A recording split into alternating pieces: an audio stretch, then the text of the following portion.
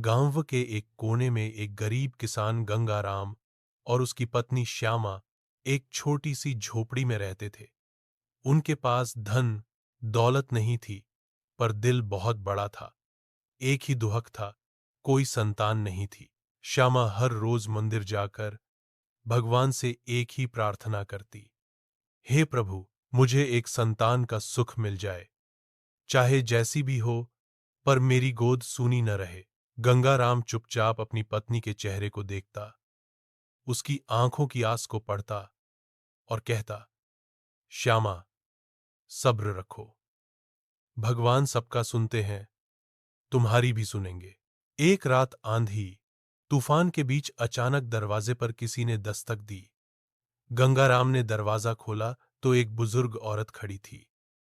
उसके हाथ में एक चमकती हुई टोकरी थी। उसने टोकरी श्यामा को देते हुए कहा, इसे अपनी बेटी समझकर पालो, ये तुम्हारी किस्मत बदल देगी। और बिना कुछ कहे वो औरत गायब हो गई।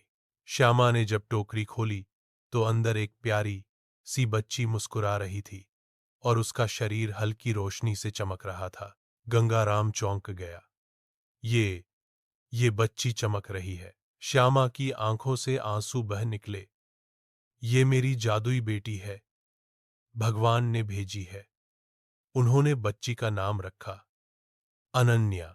अनन्या जैसे जैसे बड़ी होती गई, उसमें अजीब चमत्कारी शक्तियां दिखने लगीं।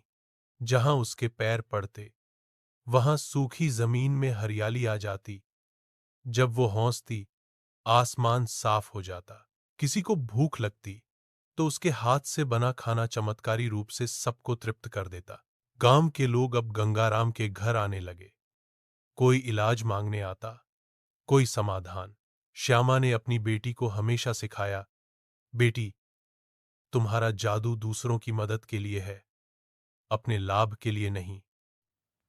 गांव की एक लालची औरत बिंदिया, जो पहले श्यामा को ताना देती थी कि वो बांझ है, अब अनन्या की प्रसिद्धि से जलने लगी। उसने सोचा, अगर मेरे पास ये बच्ची हो तो मैं इसे दिखाकर खूब धन कमा सकती हूं। एक रात वह चुपके से अनन्या को चुरा ले गई।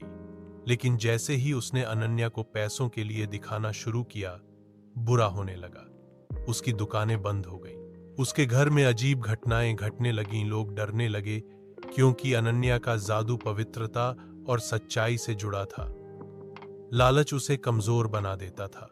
अनन्या ने बिंदिया से कहा, मां ने सिखाया है, जादू दूसरों की मदद के लिए होता है, शोषण के लिए नहीं। उस रात बिंदिया डर के मारे अनन्या को वापस गंगाराम के घर छोड़ आई। श्यामा ने अपनी बेटी को गले लगाया और कहा, तू सिर्फ मेरी बेटी नहीं, पूरे गांव की रक्षक है। अब अनन्या बड़ी हो चुकी थी। उसने गांव के बच्चों को पढ़ाना शुरू किया, बीमारों की सेवा करना और खेती में नई तकनीक लाना। उसके जादू से अब गांव में कभी अकाल नहीं पड़ता, न कोई भूखा सोता। गांव का नाम अब अनन्यापुर हो गया। मेरे प्यारे दोस्तों, अगर आपको मेरा कंटेंट पसंद आता है तो कृपया मेरे YouTube चैनल को सब्सक्राइब करना न भूलें। आपके समर्थन के लिए बहुत बहुत धन्यवाद।